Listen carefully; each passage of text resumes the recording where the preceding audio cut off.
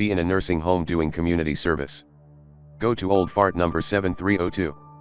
Talk with him for a bit. Turns out he was there on D-Day.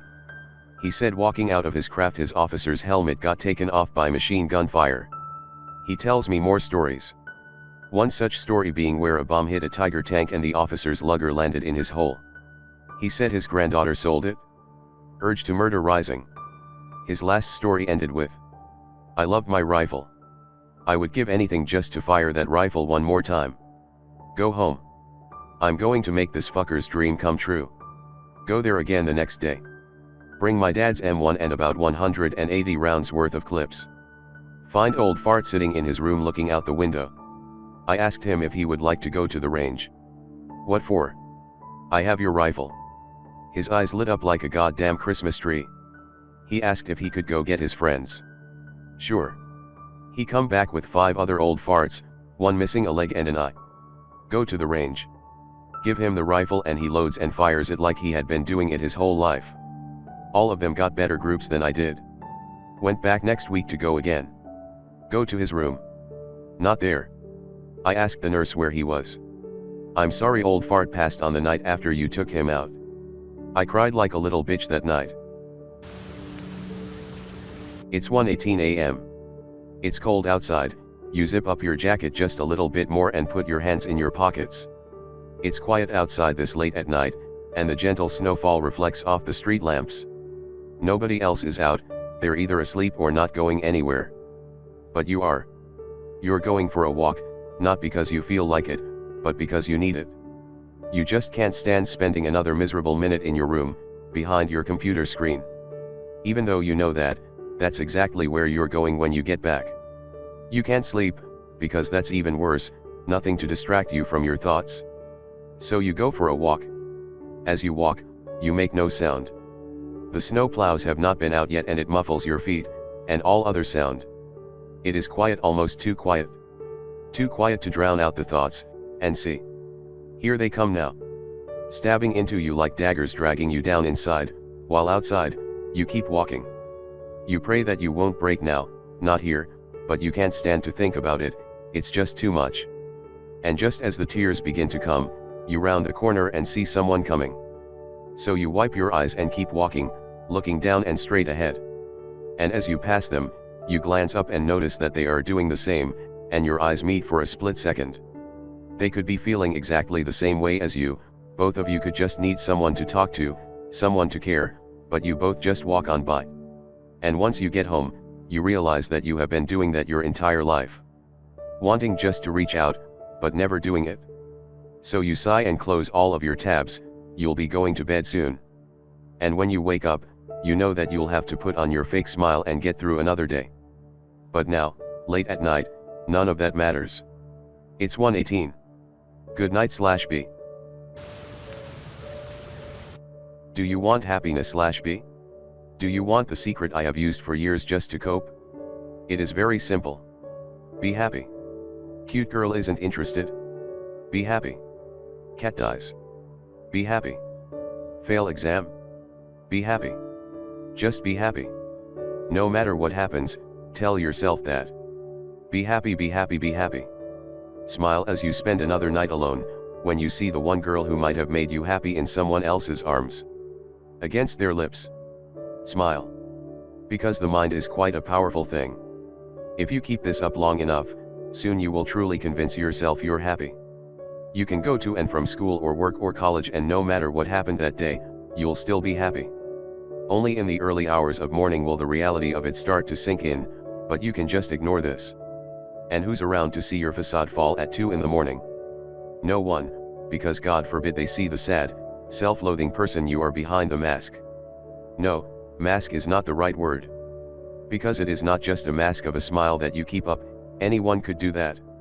What this mind over body stuff is true happiness, so long as you do not think about it. You can go about your day and be genuinely happy. With this new cheery demeanor you can have friends again, maybe there'll even be a girl who starts to show interest. You're actually happy. Until you are at home, of course, at 2 in the morning, with no friends or cute girl to keep your mind off itself.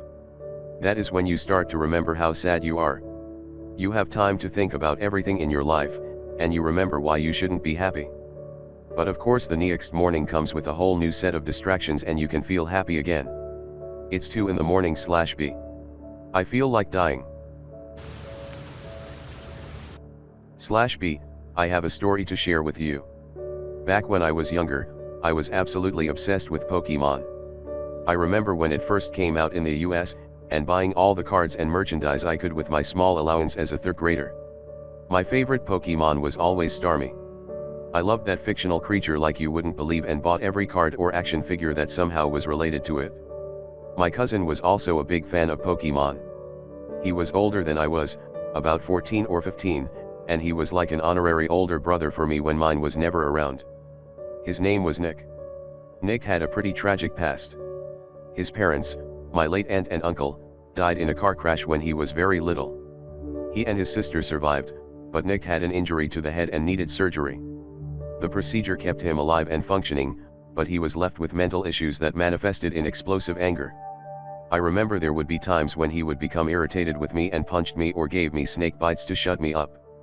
Even though it hurt, I never cried because I knew I had been annoying him and I probably deserved it. But even still, we were practically brother and sister, and I followed him around like a puppy. Nick was very talented at building and creating things. He built huge complicated structures with Legos, wood, or anything he could find. And he also had a talent with pipe cleaners. Nick could make anything out of pipe cleaners. When Nick found out I liked Pokemon, he kneeled down and told me he would make me my favorite Pokemon out of pipe cleaners for me. Excited beyond belief, I instantly asked him for a Starmie. He agreed and told me he would give it to me the next time I saw him. The next time I saw him, coincidentally, was my birthday. I was turning 12, and remember being so excited for all of my relatives to come over. Nick came through the door, said, "Here," and threw something at me. I barely managed to catch it, but when I opened my hand and saw what it was, I practically screamed. The pipe cleaner Starmie. "Happy birthday," Nick said, and I gave him a hug. The rest of the day was a blur, but I remember that I made a funny face while blowing out the candles, and Nick laughed. My dad caught a picture of it. It was the best birthday I ever had. The next day, I came downstairs holding my Starmie and ready for dinner. My mom was on the phone crying, and I waited at the top of the stairs for her to be done. She finally hung up the phone and looked up at me. "Sweetie," she said, "I have something to tell you." Because of his anger problems, Nick went to a smaller school where they helped teenagers like him work through their issues. They rode a small van/bus there and back every day. Apparently there was a different driver that day, and the different driver didn't let my cousin get off where he usually did. Overwhelmed with his anger, Nick decided if the driver wouldn't let him off, he'd get off himself. Opening the back doors, Nick jumped out of the moving van at close to 45 miles per hour. He survived, but was an empty shell. I remember the day my grandparents took him off of life support. At the funeral, the picture my father took of Nick laughing at my stupid face was on display. You could see the Starmie he gave me on the counter next to the cake. It was so hard to believe that the picture was taken not even 24 hours before he jumped out of the van. I walked up to his coffin and reached out to touch his hand. He was so cold and I started to cry. Seeing Nick dead was terrifying and horrible. Years have passed since Nick died, and I am now 19. I keep my pipe cleaner Starmie in a box on my desk. I still enjoy playing the Pokemon games, and always make sure I buy the game that I can get a Staryu to evolve to Starmie. I always name that Staryu Nick, and every time it evolves into a Starmie, I always cry. My phone's at 5%, so I'll be leaving you all shortly. To be honest, the main reason I come to /B is for the feels threads. As a chronically depressed person, I always feel alone in the hole that I've dug for myself. But here, I finally feel like I have company. Shiny, sorrowful company, but company nevertheless. Thank you all for participating. Whether you just lurked or contributed. Good night everyone. May you find temporary relief in your dreams.